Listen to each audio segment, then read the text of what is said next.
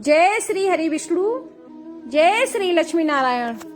नमस्कार दोस्तों, स्वागत है आपका हमारे YouTube चैनल ऑफिशियल भक्ति भावना में। दोस्तों, सावन का पवित्र महीना भगवान शिव की भक्ति के साथ साथ भगवान श्री हरि विष्णु की उपासना के लिए भी बहुत महत्वपूर्ण माना जाता है। इसी पवित्र सावन महीने में आने वाली एकादशी को श्रावण पुत्रदा एकादशी कहा जाता है। इस वर्ष यह पवित्र व्रत जो है 23 अगस्त 2026 रविवार को रखा जाएगा। अगर आपके मन में भी यह सवाल है कि पुत्रदा एकादशी कब है, व्रत कैसे रखना है, भगवान विष्णु की पूजा कैसे करनी है, कौन सी चीजें अर्पित करनी है, क्या नहीं करना चाहिए और व्रत का पारण कब होगा, तो इस वीडियो को अंत तक जरूर देखिए। वीडियो शुरू करने से पहले अगर आप भगवान विष्णु के भक्त हैं तो कमेंट में प्रेम से लिखिए ओम नमो भगवते वासुदेवाय। और अगर आप हमारे चैनल पर पहली बार आए हैं तो ऑफिशियल भक्ति भावना को सब्सक्राइब जरूर कीजिए। तो आइए शुरू करते हैं। सावन पुत्रदा एकादशी 2026 कब है? सबसे पहले जानते हैं कि इस साल की श्रावण पुत्रदा एकादशी सही तारीख श्रावण शुक्ल पक्ष की एकादशी 23 अगस्त 2026 रविवार को है। पंचांग के अनुसार एकादशी तिथि 23 अगस्त को रात के बाद लगभग 2 बजे शुरू होगी और 24 अगस्त की सुबह लगभग 4:18 पे समाप्त होगी। एकादशी व्रत के लिए सामान्य गृहस्थ भक्त 23 अगस्त को व्रत रखेंगे। अब यहाँ एक बात ध्यान देने वाली है, अलग अलग स्थानों और परंपराओं में पंचांग के अनुसार समय में थोड़ा अंतर हो सकता है, इसीलिए अपने शहर के स्थानीय पंचांग के अनुसार अंतिम मुहूर्त जरूर देख लें। पुत्रदा एकादशी का महत्व क्या है, तो आइए जानते हैं। श्रावण पुत्रदा एकादशी को पवित्रता एकादशी भी कहा जाता है। यह भगवान श्री हरि विष्णु को समर्पित एकादशी है।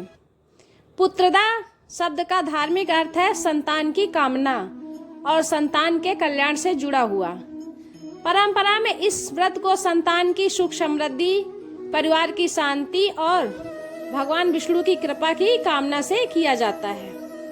लेकिन इस व्रत को केवल संतान प्राप्ति तक सीमित नहीं समझना चाहिए। भक्त अपनी श्रद्धा के अनुसार भगवान विष्णु से परिवार की सुख शांति, संतान के मंगल, अच्छे स्वास्थ्य, सद्बुद्धि और आध्यात्मिक उन्नति की प्रार्थना भी कर सकते हैं।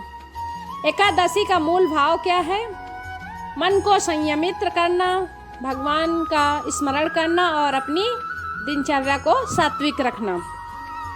पुत्रदा एकादशी की पूजा विधि तो अब जानते हैं कि 23 अगस्त 2026 को भगवान विष्णु की पूजा किस प्रकार करनी चाहिए।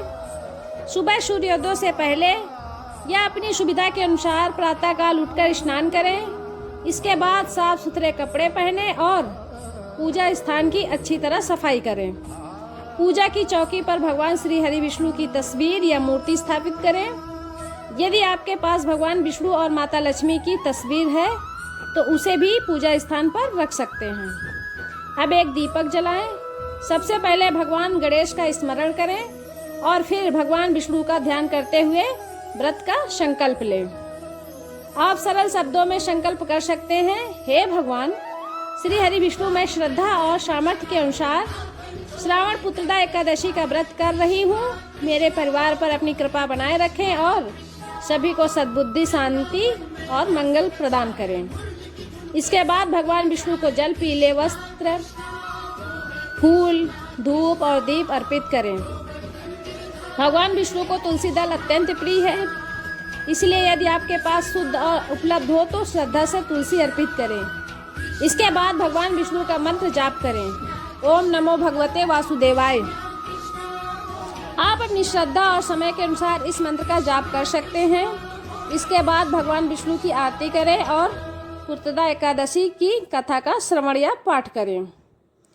पुत्रदा एकादशी की प्रसिद्ध व्रत कथा पौराणिक परंपरा में इस एकादशी से जुड़ी राजा महीजीत की कथा सुनाई जाती है।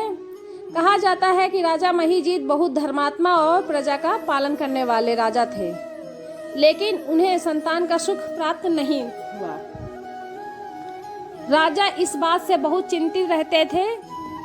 उन्होंने विद्वान ऋषियों और संतों से अपनी समस्या का समाधान पूछा। ऋषियों ने राजा के पूर्व जन्म से जुड़ी एक घटना बताई और उन्हें श्रावण शुक्ल पक्ष की पुत्रदा एकादशी का व्रत श्रद्धा से करने की सलाह दी। राजा ने विधि विधान से एकादशी का व्रत किया और भगवान श्री हरि विष्णु की आराधना की। व्रत पूजा और भगवान की भक्ति के प्रभाव से राजा को संतान का सुख प्राप्त हुआ, ऐसी धार्मिक कथा में मान्यता है।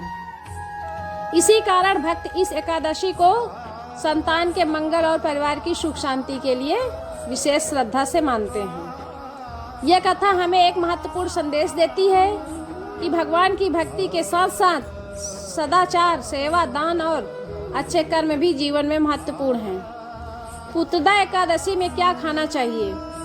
अब बात करते हैं भगवान व्रत के भोजन की। एकादशी के व्रत में सामान्य रूप से चावल, गेहूं, दालें और सामान्य अनाज से परहेज किया जाता है। जो लोग फलाहार व्रत रखते हैं वे अपनी परंपरा और स्वास्थ्य के अनुसार फल, दूध आदि ले सकते हैं। कुछ लोग साबूदाना, सिंघाड़ा, शकरकंद, आलू और मूंगफली जैसे व्रत के खाद्य पदार्थ भी लेते हैं। हालांकि अलग अलग परंपराओं में व्रत के भोजन के नियम अलग हो सकते हैं, इसीलिए अपने परिवार की परंपरा या स्थानीय धार्मिक मान्यता का पालन करना उचित है। और सबसे जरूरी बात, व्रत अपनी शारीरिक क्षमता और स्वास्थ्य के अनुसार ही रखें। केवल धार्मिक वीडियो देखकर अपने शरीर पर अत्यधिक कठोरता करना जरूरी नहीं है। पुत्रदा एकादशी में क्या नहीं करना चाहिए?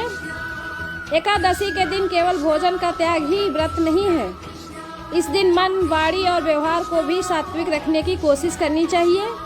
किसी से झूठ न बोलें, किसी का अपमान न करें, क्रोध और विवाद से बचें, बुरे विचारों से दूर रहने का प्रयास करें, नशे और तामसिक भोजन से दूर रहें और सबसे महत्वपूर्ण भगवान का नाम स्मरण करें। एकादशी का उद्देश्य केवल भूखा रहना नहीं, बल्कि मन को भगवान की ओर लगाना और आत्मसंयम का अभ्यास करना है। एकादशी की रात क्या करें?